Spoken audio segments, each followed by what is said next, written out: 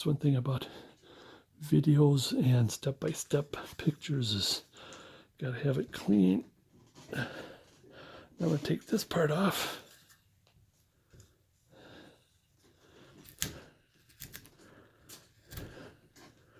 So we're kind of relatively committed to where the hand is coming out.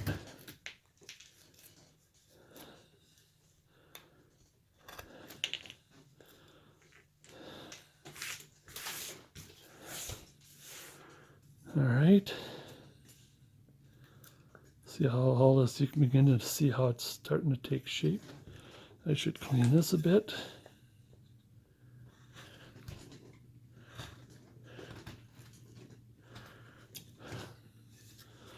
Make sure I'm still in the camera.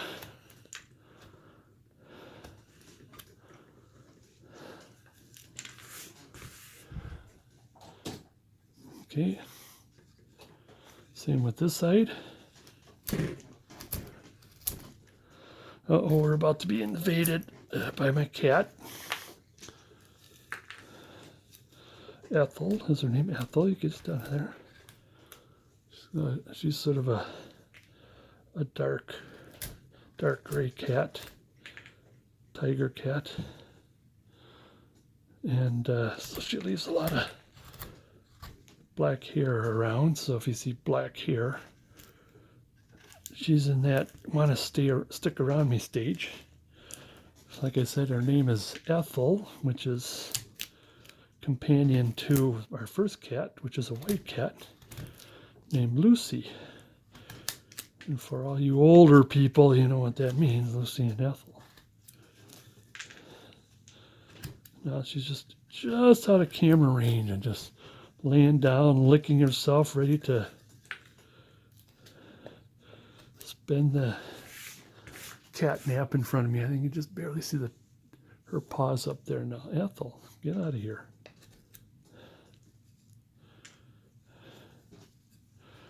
We're working here. Oh, whoops. Forgot this here. Now she's interested in something. Oh, there she's going away now.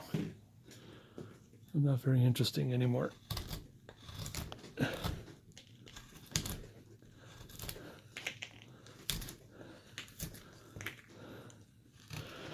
So as I have always said in my videos, this is a fast-paced video because I'm trying to get everything in on a relatively decent amount of time. A potentially 2-day or weekend carving. Let me bend this a little more. There we go. At least I didn't, if you missed anything from my pulling, you didn't miss much. All it is just squaring this all off here. But I definitely want to make sure I got that camera set right when we get into more details. But like I mentioned before, Carve Fest is one of the many classes. There's also the Carving Congress in June. That is, well, you'll have to look that up. The website is, was it affiliatedwoodcarving.com or something like that. And that's in the third weekish of June. Again, if you missed that, according to this, or you seeing this, if you miss that, go to their site and put your name down, and I'll give you information the next time round. And another site, another place that I teach is called Metro Woodcarving Weekend. That's up here in Fridley, Minnesota. Go to my website, scottcarvings.com. I got something on that. At this, actually right now at this video, if you go there now, you probably won't see much of anything because we're just starting to get the people in charge are just starting to get the information for the teachers. And so, and I'm more involved with helping them out. So the marketing aspect and getting the flyer going and stuff like that.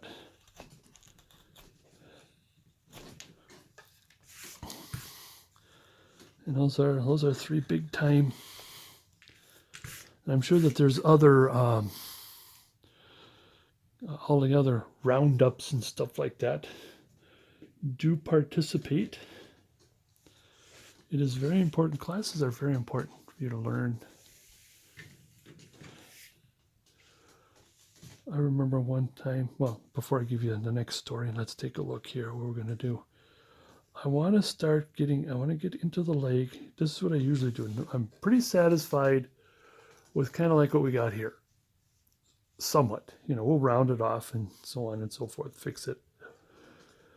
But the next really heavy stuff, other than the head, we get to the head, we're going to get to the chisel. And but I want to get started on the feet and legs, because then I want to take my chisel glove off. Let me move this a little back here. Now I'm cutting with the grain, which means you're going to get a lot off, but you be careful. You might get more off than you want. See, let me see if I can have, no, this is not a good example. Sometimes I get carried away and I get really deep and huge chunks, unclean chunks. So it's very raggedy looking chunks pop off. And then sometimes it's what I didn't want. While I have the carving in this position, I'll do this, start the second leg as well. Okay, then I'll switch this over here.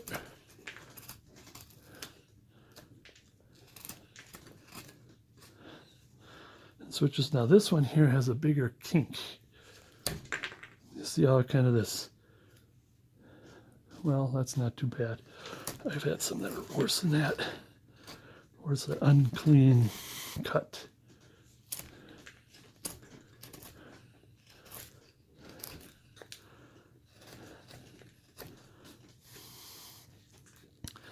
And I'm not looking for really clean cuts, totally clean cuts right now. Like here, may come back with a knife and clean that up.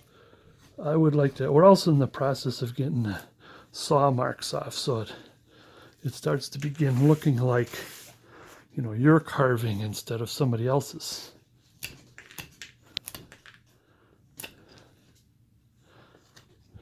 Well, let's get a little more light in here. There we go. I did pull back, but I forgot the light.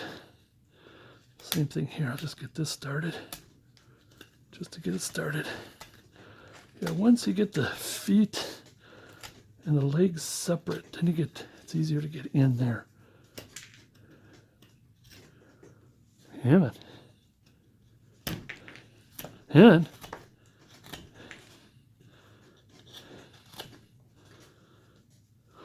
okay, we got things going here. Started.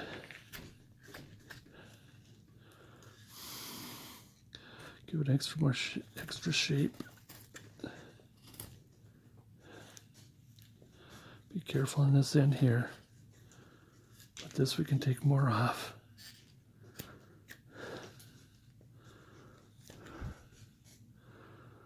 Now,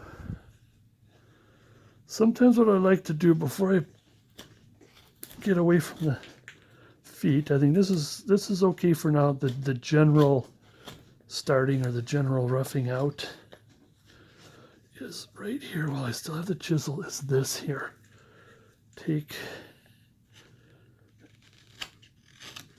Not only take, this would be kind of hard to get in there. Can I get in there?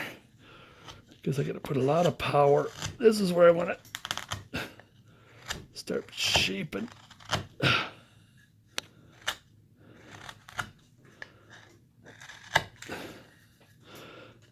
Both taking out the saw marks at the same time doing a little bit of shaping. Now usually the cowboy caricature is you want to carve in. When it comes to the boot, see it starts to bend in, so I need a little more light. But again, we're just getting started here, and we're just taking some of the wood off there. This is something that can be done with a knife. I always, like I said, all this, I'm gonna call it power carving, if you will, meaning really bearing down. I like to get this thing done before I get the knife out.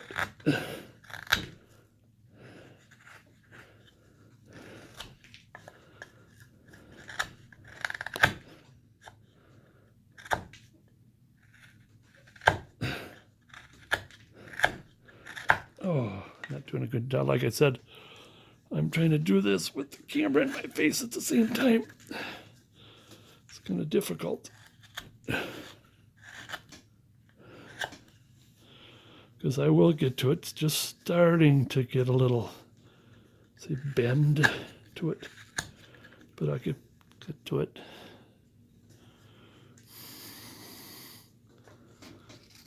Taking the corners off. Again, I can do this with a knife, but while I got the chisel, I can get it started. Get the leg started.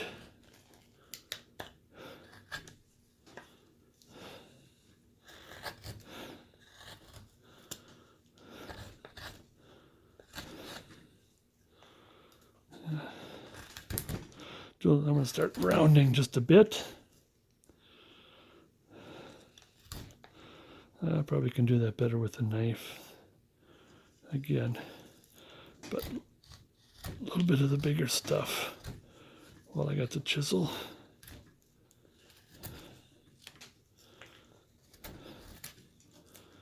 Yeah. Okay, like I said, it's not terribly clean.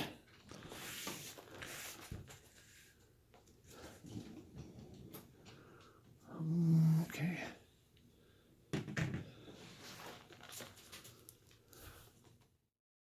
Now let's get to the knife.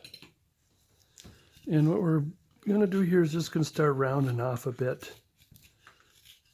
Cleaning a bit. Getting the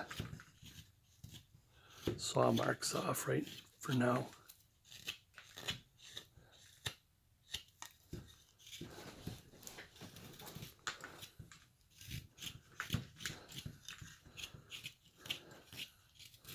One of the habits that I have, I don't know if I want to break it or not, but it's carving with my thumb on my thumb. The way you're supposed to carve is like this, is that the thumb, holding the carving thumb is on the knife.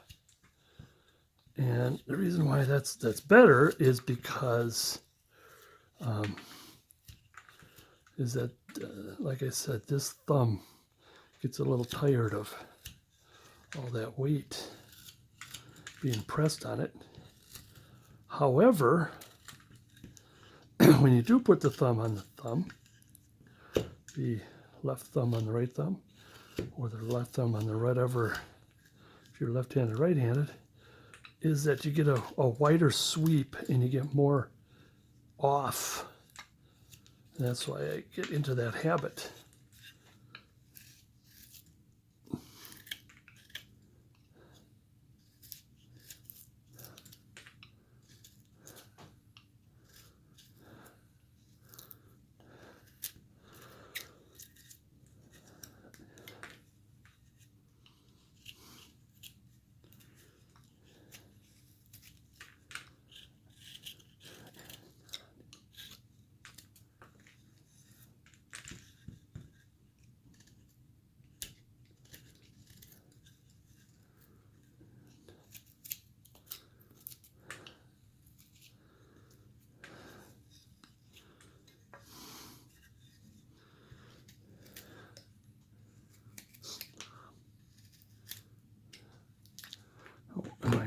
camera here. Let's get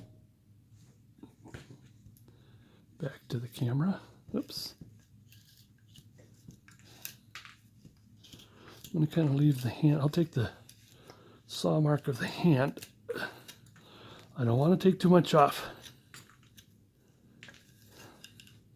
And I don't want to take too much off here because I want to shape it first with the hat in mind. Right now we're just taking, we're rounding and we're taking saw marks off is what we're doing. That's all we're doing.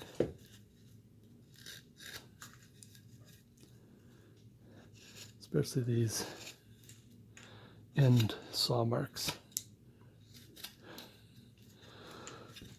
When we get to the hand, like I said, I want to have more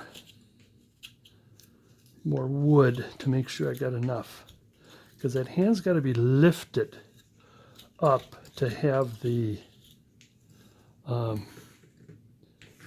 hat inside between the hand and the body.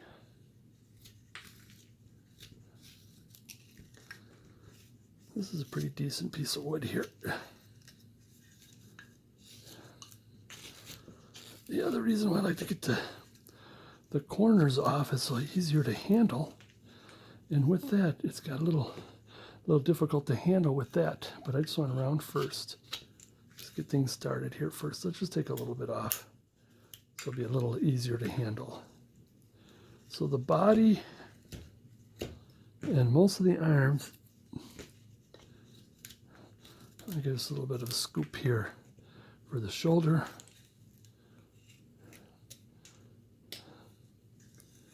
So I think I just want to keep going down to the legs.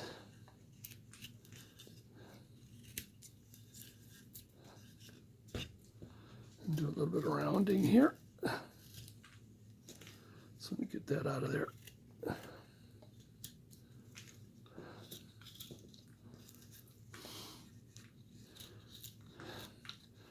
I want to, once I got started, I want to reestablish that belt line so I don't lose it. And we can move it at any other time, but I want to make sure I don't lose it.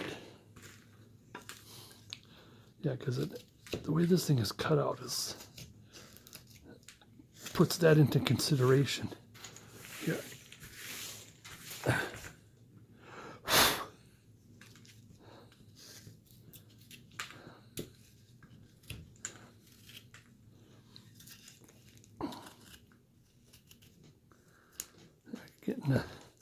Something I like about getting the saw marks off is that it's beginning to look like yours.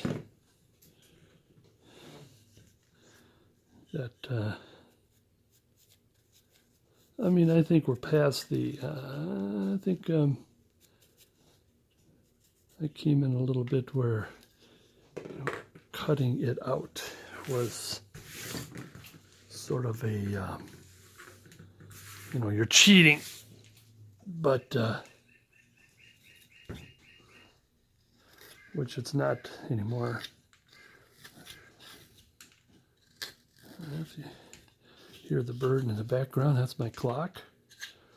It is white-breasted nuthatch o'clock.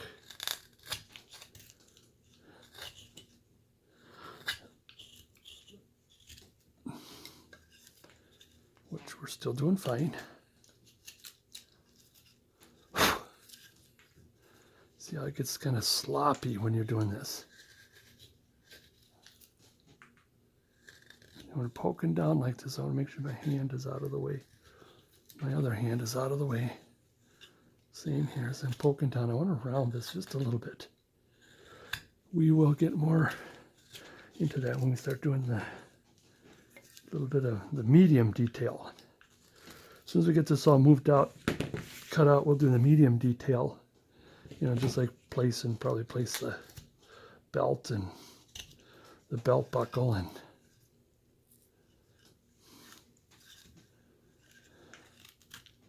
where the fine detail, of course, will be the eyes and all that kind of stuff. Yeah, he's going to have ears. the way I'm going to do kind of the same hairstyle. Of course, he's not a hippie, so since the hat is off the head, he'll have some hair. I'll talk about him more then.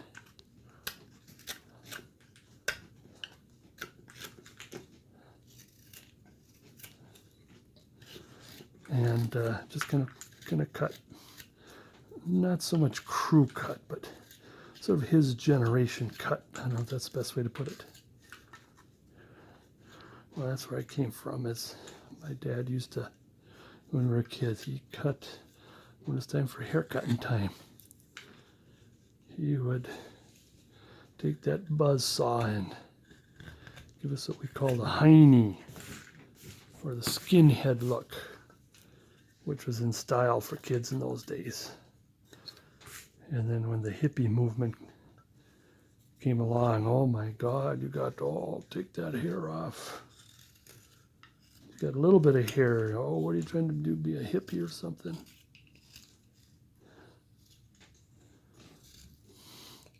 Which is really funny because you look at some of these old cowboy, not only old cowboy carvings, but also old carving pictures, or old cowboy pictures, in which they had long hair in those days. They did have long hair.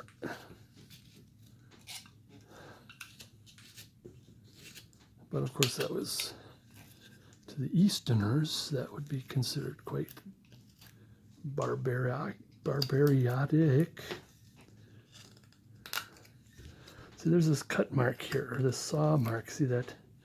I want to get that out of there. So at the same time doing this, bending this in, while taking that out at the same time. You know, we'll get the boot in there. In fact, the boot will have that kind of a crease from wear.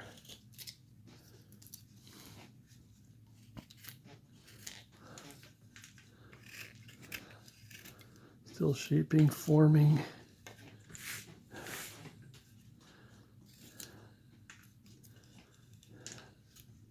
As I've mentioned also before, if I need for you to give me some input as to what you want to see me carve, as long as it's caricature, I might start getting into the animal character. I mean, I'll never do realistic animal. I mean, if I do, that'll be years or decades from now, if that.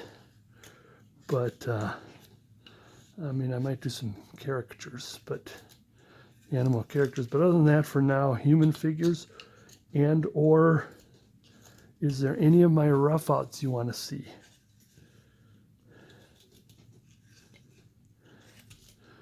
I might even do newer versions of some of my old videos, an updated version, maybe some with more detail than just simply a coat. And then, yeah, doing more cowboy non-Santas as best I can. Well, there's a lot of crap in there. Yeah, that's just simply stuck in there. It's not. Maybe if I widen that just a little bit, that'll help bring that out. I can widen this one. There's a little bit of my gray glove in there. And how far can I get the light in?